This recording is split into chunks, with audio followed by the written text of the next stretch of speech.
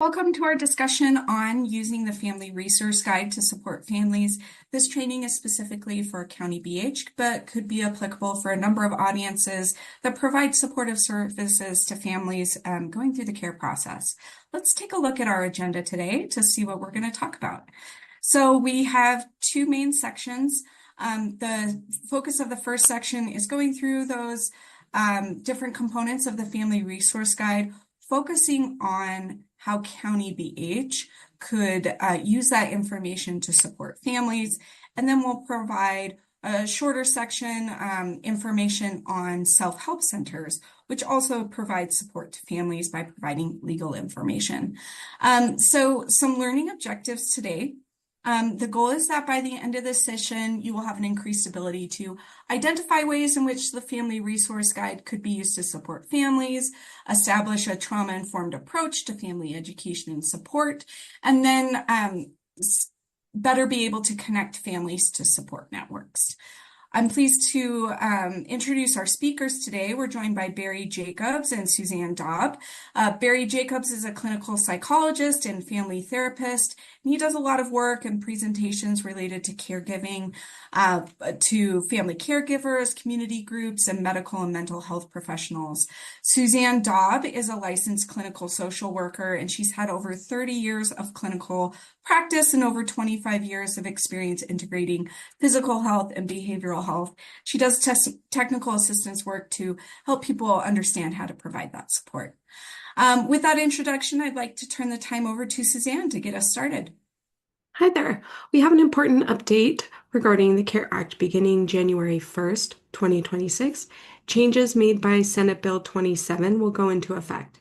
These changes include bipolar 1 disorder with psychotic features will now be included as an eligible diagnosis under the CARE Act, except psychosis related solely to intoxication.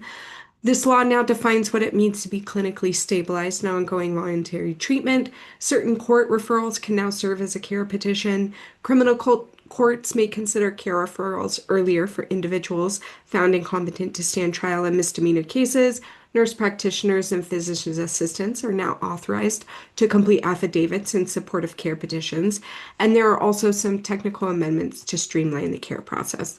Our training PDFs, including the notes, have been updated to reflect these changes, including the addition of bipolar 1 disorder with psychotic features, and they are available on the CARE Act Resource Center. But during this training video, you may hear older references to schizophrenia and other psychotic disorders, so keep this update in mind that it will now include bipolar 1 disorder with psychotic features starting January 1st, 2026, and other updates made by Senate Bill 27. Thank you for staying informed, and please review the updated resources linked in your training materials. You can find more information about these changes in our SB 27 brief on the CARE Act Resource Center, or email us at info@careact.org. Thank you so much, Patricia. So let's get started with looking at how to use the Family Resource Guide to support families.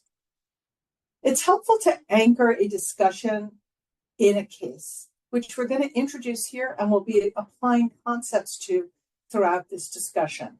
This is a hypothetical example, so there's no resemblance to anybody that we know in any way.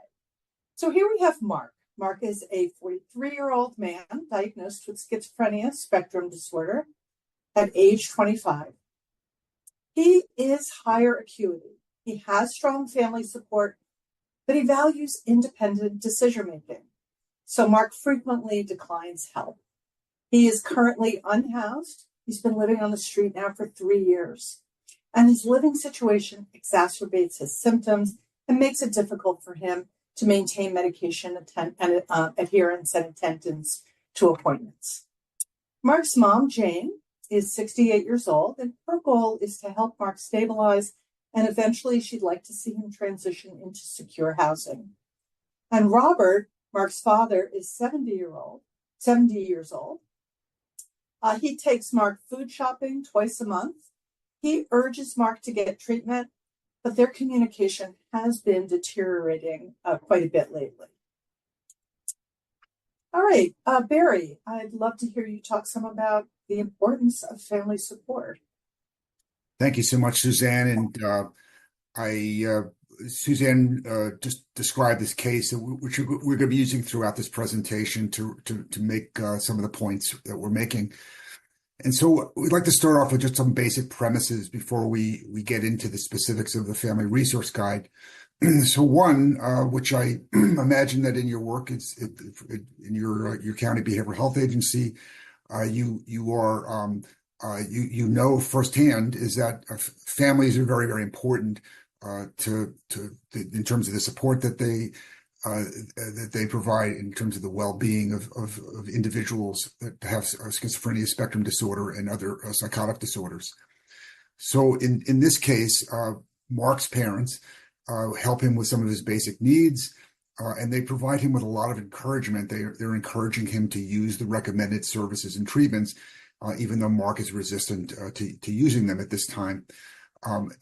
We know that family members can assist people, in Mark's situation, very directly by helping coordinate care for them, and that they also help those folks remember some of their own background, kind of what they were like before they had the onset of illness. They also just are very important advocates, advocating for their loved ones to receive the right treatments.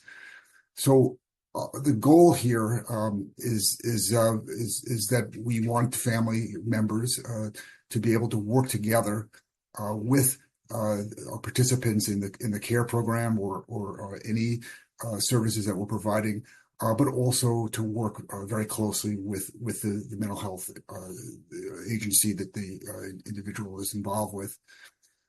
That's not easy. Family members, as a consequence of trying to support the person in their family with schizophrenia, spectrum disorder, often face many challenges. They have to find within themselves a lot of emotional resilience. Frequently, they have to have the financial resources to provide the advocacy and support that they like. And very frequently, they need social support in order to do the best that they can. The point here is, oftentimes when family members do better, then they're able to do more for individuals with schizophrenia, and then those individuals do better. When family members are struggling, then as a consequence, the individuals with serious mental illness may have a harder time. Next slide.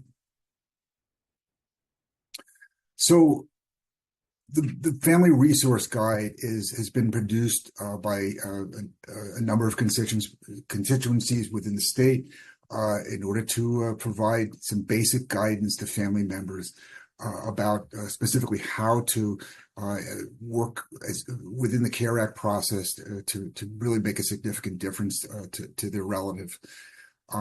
And so it's also something that can be used by county BH staff for trainings and for family members, as well as perhaps for your staff themselves.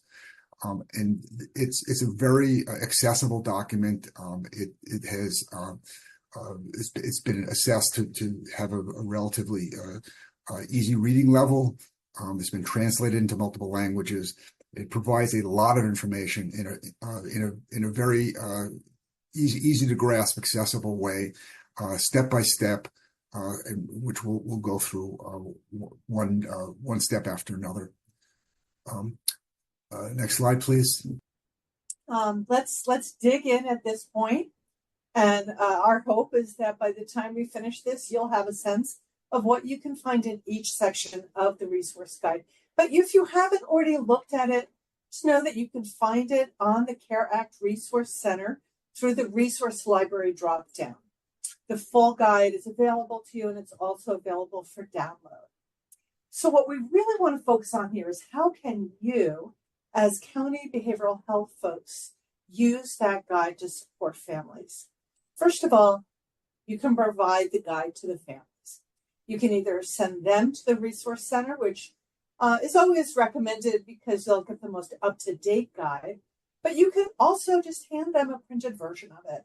And it may be something as direct as just saying, we have a really useful tool called the Family Resource Guide that I think you'll find helpful. I can provide you a printed copy of the guide, or there's also a link on the Family Resource Guide to the Family Resource Guide on our county website. For the most up-to-date version, as I mentioned, always go to the website.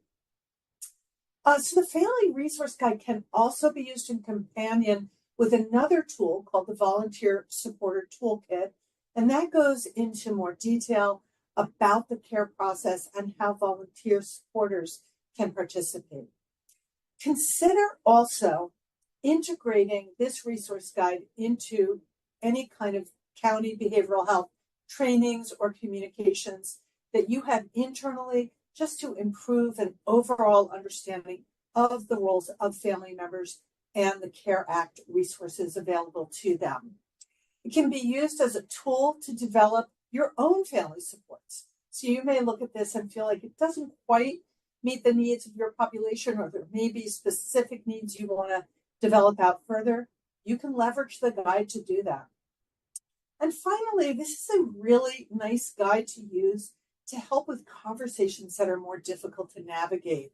That may be about family roles. It might be about information sharing practices, possible action steps, and things like that. These are all ways that you can begin to leverage this guide. All right, so let's take a look now at each section that we're going to find. This first section really highlights the importance of family in supporting individuals living with schizophrenia spectrum disorder. So this is a huge focus of this. Again, you can encourage families to look at this for yourself, or this can be a way for you to begin to understand the role that families play in the lives of their family members, the ways that they can really be part of your team if they want to be, in supporting their family member and supporting you in doing some of that work. Let's look a little bit now at the second area, the second section of the guide. And this is particularly helpful with supporting conversations with families about their possible roles. So there are the 3 roles that family members can play. They can be petitioners, volunteer supporters, or informal supporters. One of the really nice things about this guide is that it very clearly outlines which of these roles require which actions, where the boundaries are between these roles, and it very clearly communicates to families the ways that they can be involved. Sometimes families feel very helpless and don't know what to do, and this kind of clarity can really help them to discern which really is the best way for us to support our family member. And on the next slide here, we have discussing these different roles with Jane and Robert, who, as you might recall, are Mark's families, is Mark's family. So it goes through the 3 roles: the petitioner, the volunteer supporter, and the informal supporter. And it's just some language for you to use to introduce this to them. And if you want to dig in more, if you want to really use these kinds of scripts to shape your own language or practice what you might say, you might want to just take a look at them on the CARE Act Resource Center. All right, Barry, let's move on and talk a little bit about navigating some of those more difficult conversations, especially about information sharing. Yeah, thank you, Suzanne. I mean, what we've heard from county BH staff is that one of the main things that come up with their interactions with families is that families express frustration that they can't receive more information about a participant in the care process or any other behavioral health service for that matter, and that county BH teams are often hard pressed to explain this in such a way to families that they understand that there are limitations that are legally mandated to prevent family members from receiving certain information at times. So one of the things that this guide does is it walks through how to have this conversation with family members, how to do it with compassion, really understanding the families are frustrated, but really also spelling out very specifically the limitations that the BH staff have under federal and state law for sharing protected health information. And by providing family members with this information, our hope is that they'd be better able to accept this message when they hear it from you. And we want at the same time to encourage family members to share information that they have about a participant in care with you and with the behavioral health team because they have very important information regarding lots of aspects of their loved one, the loved one's history, their health background, and lots of information just about who they are, what their personality is like. Next slide, please. The other point of view that we have incorporated into the guide is the importance of trauma and trauma-informed approach within behavioral health care today. So we want the family members to better understand that their individual with schizophrenia spectrum disorder, especially if that individual has been living on the street, experiencing homelessness for some time, that they may have, in fact, experienced trauma, which makes them a lot leerier of interacting with professionals or with anyone for that matter. And so we want family members to understand that the person who they're trying to advocate for and care for may not be someone who readily trusts, readily accepts that help. We also want family members to understand that perhaps in their interactions with their loved one, they too have been traumatized, and they have, and those traumatic experiences have impacted them in certain ways. I can imagine, for instance, some argument that they may have had, some very difficult interaction that they may have had, which have affected them in very emotional ways, and that we're hoping that county BH staff will be able to use the guide to help family members understand this concept of trauma and trauma-informed care, and then also to use the information on trauma to train other BH staff and providers on approaching family members with this trauma-informed approach. So we want to instill trauma-informed care as a basic foundational principle throughout our behavioral health care, including the involvement of family members. Next slide, please. As a part of a trauma-informed approach, we want family members to understand the need for their own self-care.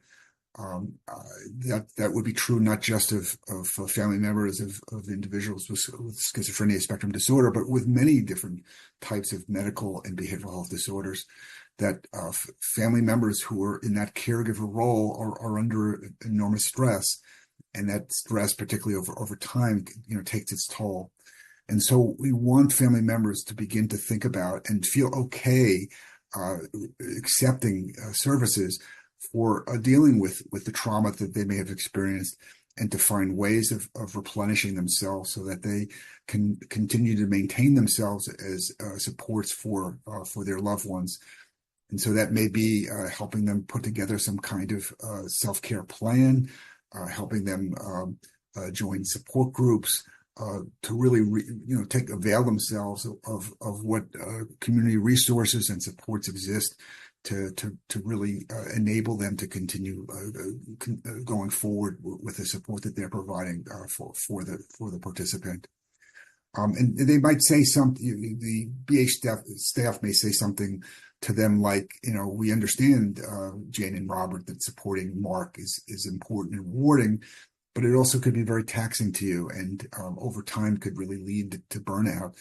And considering that burnout may make it much more difficult for you to provide the care for him that you might want, then it may be really important for you to take some time for yourself, to do the things that are replenishing for you, and in that way you'll be better able to help your son than you might otherwise if you're feeling burnt out. And I think coming from County BH staff, that would be a very well-received message, and give families permission to, in fact, take care of themselves and not just the person with schizophrenia spectrum disorder. Next slide, please. The guide also goes through some basic steps to help family members understand how they can be helpful.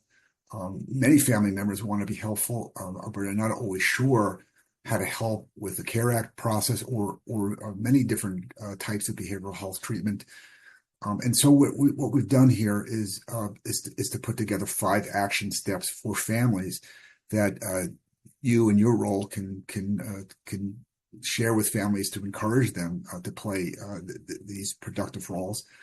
And the first step is for the family members to understand that it's very important for them to develop a good working relationship, what we're calling a collaborative partnership with their relatives, mental health practitioners, that the mental health practitioners need to be open to that relationship, and families needs to be open to that relationship, and they all need to work together on behalf of the individual with schizophrenia spectrum disorder.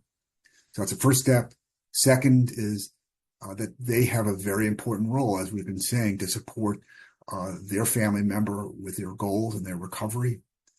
Third, that the interactions that they have with the individual and their family has impact on that individual and on them, and that to improve those interactions, improve the communication in the relationship as best as possible, really fosters recovery over time. Number 4 is to help family members understand that they need to take the time and devote the energy to really understanding schizophrenia spectrum disorder to whatever degree possible. And we know there's lots of resources out there that we have and that are available online or through or community organizations like NAMI that provide lots of information for people about the normal course of schizophrenia, what to expect, what the treatments are like, etc.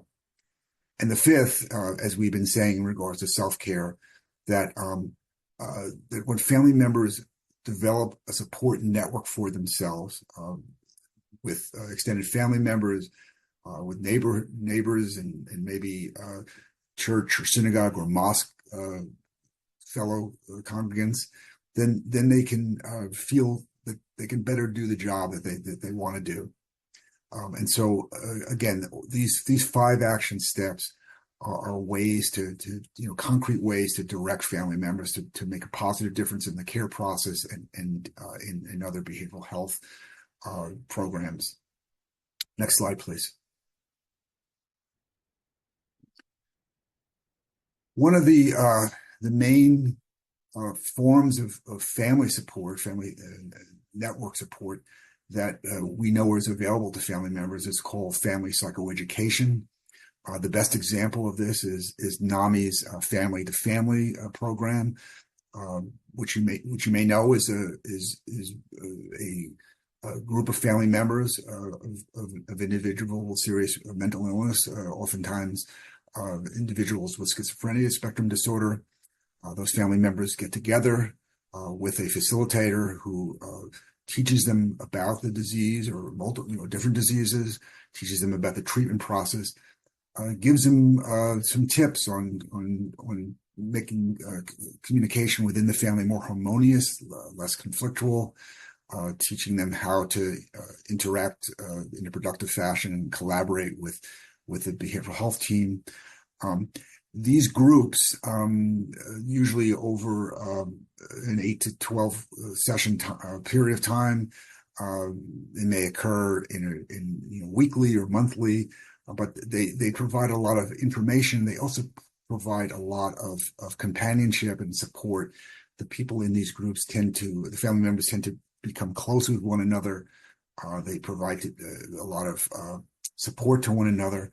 And so they're both learning about schizophrenia spectrum disorder and other behavioral health disorders, and learning how their experiences may be validated by other people in the group, and they really learn to pull together and feel better supported by one another. Family psychoeducation is an evidence-based intervention, which we would encourage you in your work to recommend to family members in the CARE Act. Next slide, please. And finally, I want to say that there are many resources out there, as we know, for families. There are specific resources for families of individuals with serious mental illness. And so I've mentioned NAMI a couple times. There are also many resources that exist in the world, nationally, and also in California, for caregivers of family members who have other behavioral health disorders and medical disorders. Groups like the Caregiver Action Network or Family Caregiver Alliance, which, by the way, is in San Francisco. That resources also include developing those support networks that we were describing.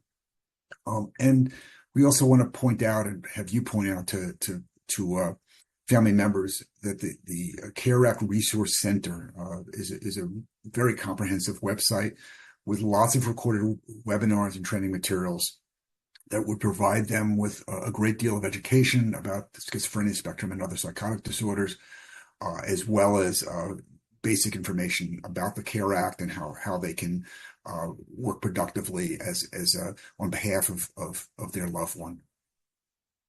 I'd like to now turn this over to my colleague, Suzanne.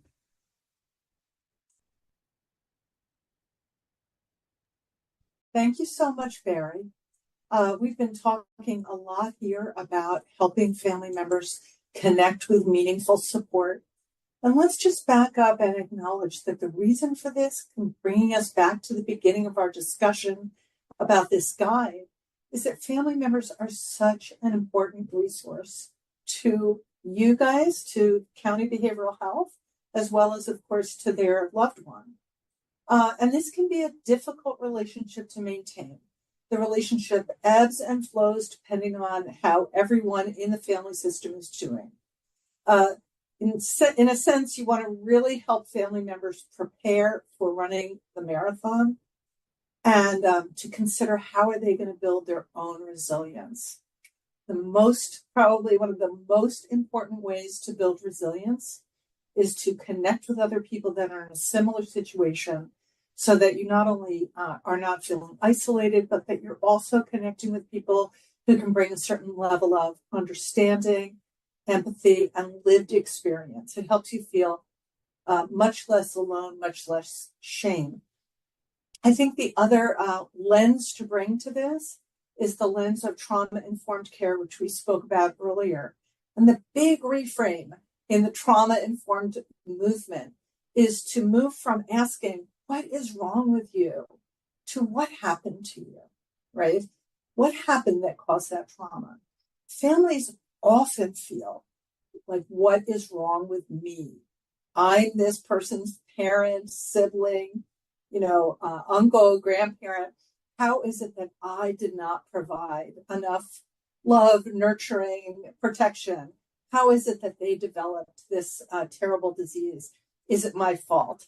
So I think that helping family members break through that cycle into what's happened here. Our family member has developed a terrible disease.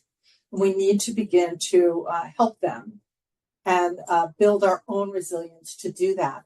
This also, of course, benefits the whole system because you also, as County Behavioral Health, will then have a reliable partner and not a burned out partner to help you with that. So in helping family members develop support, it's important to really take that perspective and really say to them, like Barry said earlier, this is okay. You really should do that. And it's a good possibility that you will experience a sense of relief and appreciation when you connect with other people that have lived experience as family members with individuals that have schizophrenia, spectrum, and other psychotic disorders.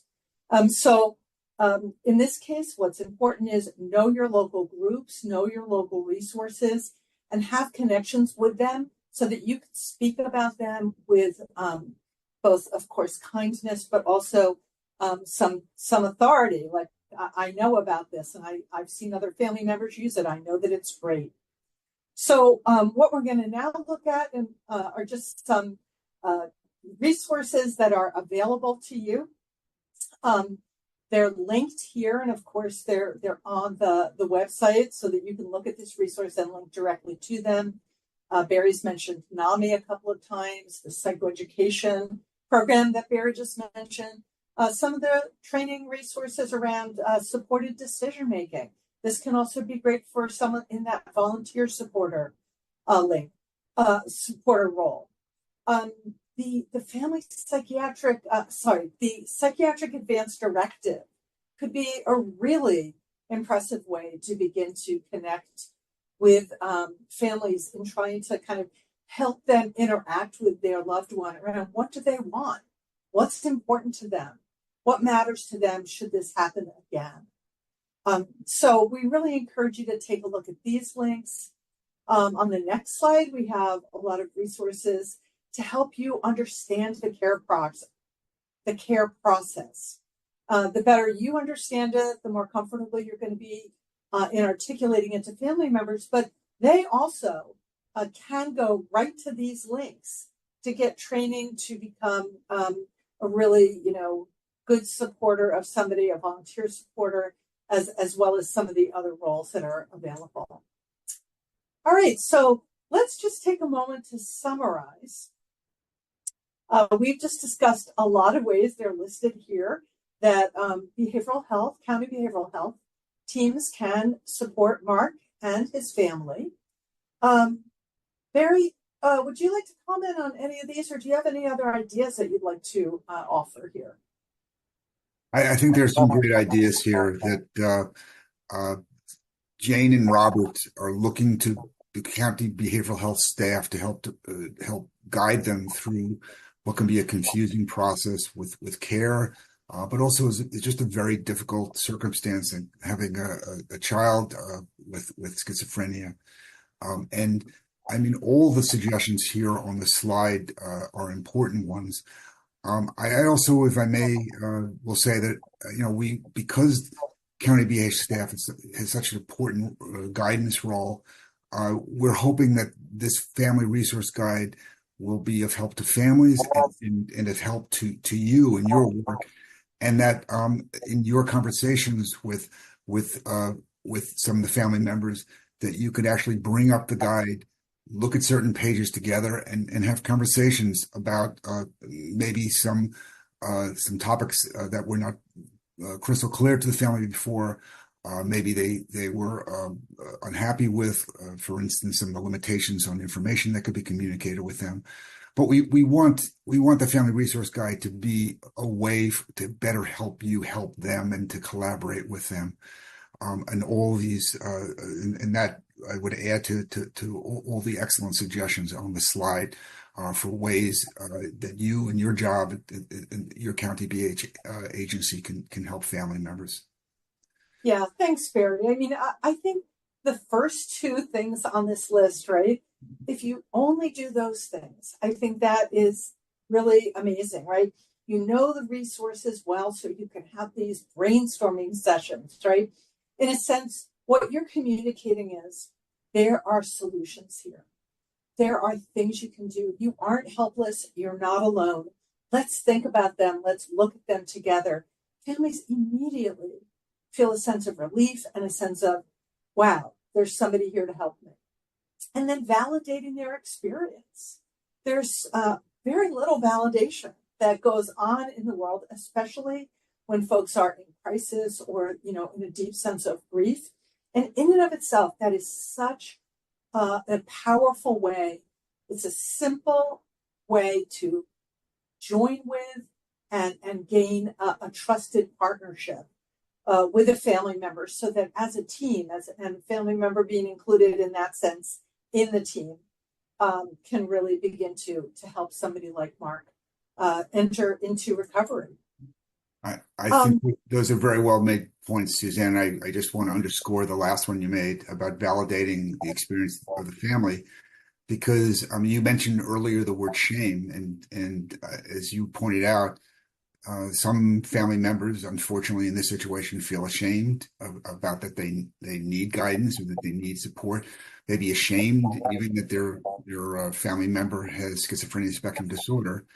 And when you validate their experience, you help alleviate that shame.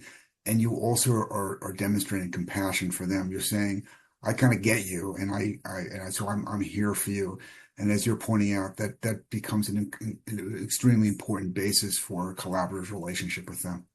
Yeah, right. So, there's a lot of other things in this list that take time to really feel like, you can get good at this, encouraging self-management techniques that you feel like you have something to add to that as well. But my guess is that if you read the guide, you begin to understand these resources and you validate, you're going to have done a huge amount. You're going to have added a huge amount of value to that family's experience. Let's take a look at the self-help centers, Barry. I think that comes next, and I think there's a bit to say here as well. Yes, thank you, Suzanne. I'm sure many of you are already quite familiar with the self-help centers. You probably know that the Judicial Council of the California Courts has created these self-help centers specifically to help individuals with legal forms, with other supports to better enable them to, if need be, represent themselves in court or understand the court process.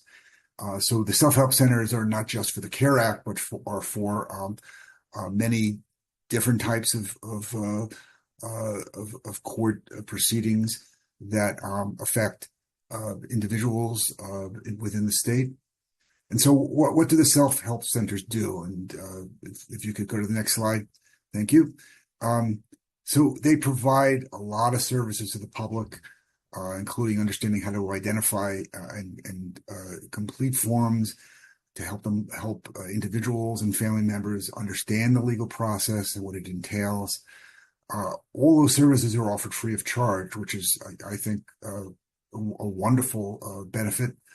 The staff at the self-help centers do not offer legal advice, and that's very important for individuals and family members to know. But they can really just explicate the process that an individual may find themselves in. So they're providing information, but not advice. They may identify additional information that individuals and family members can benefit from in order to be able to go to court and represent themselves as well as they can.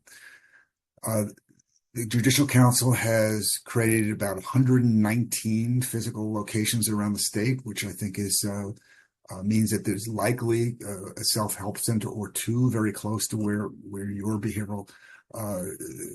county behavioral health department is physically located.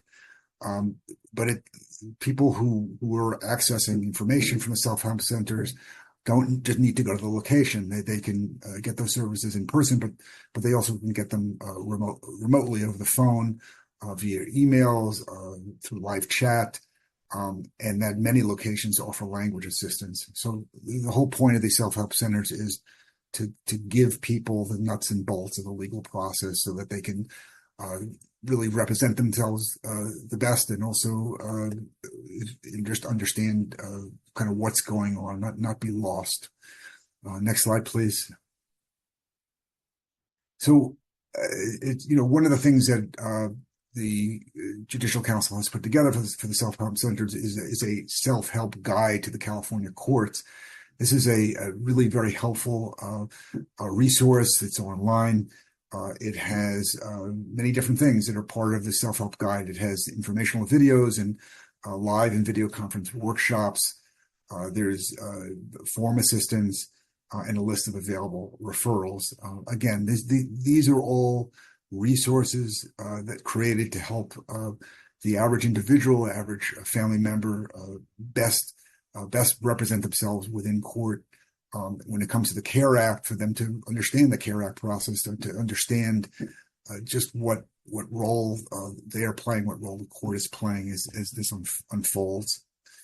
And then for the last slide, just want to show you a picture of what this self-help guide to the California court looks like on the website. The self-help guide is really tailored to assist those folks that want to represent themselves, and it includes guides which are very concrete, very down to earth, step by step, helping somebody walk through what to do if they're taking legal action or if they're the subject of legal action. There is information that they can, they can also contact the Judicial Council directly if they would like some additional information about the self-help guide if there are aspects of it that they don't understand. So I'd now like to turn this back to Patricia to kind of bring us home. Thanks, Barry, and thanks, Suzanne, for sharing those ideas about how County BH can really use the Family Resource Guide to in turn support families and help connect them to resources, develop those support networks, and like they mentioned, really take that opportunity to provide some coaching on self-care for the family members themselves. I just wanted to remind you of our learning objectives today. The goal is that by the end of this training, you would have an increased ability to identify the ways in which Family Resource Guide could be used to support families, establish a trauma-informed approach, and connect family members to support networks. Some next steps that we have for you are to look at available trainings on the resource guide and other topics on the CARE Act Resource Center. Also join our communications listserv to continue to get updates. And we also have a description of different programs that counties provide to support families. If you're interested in receiving that or in being connected with counties that are providing similar programs, you can go ahead and email us at info@careact.org to be connected to those resources. And there is no wrong door. So if you're looking for something, you want help, you need training or technical assistance, and you're not sure where to go, just send us an email. And we can look at connecting you to the right information. So again, thanks to Barry and Suzanne for attending this training, and please let us know if you need assistance.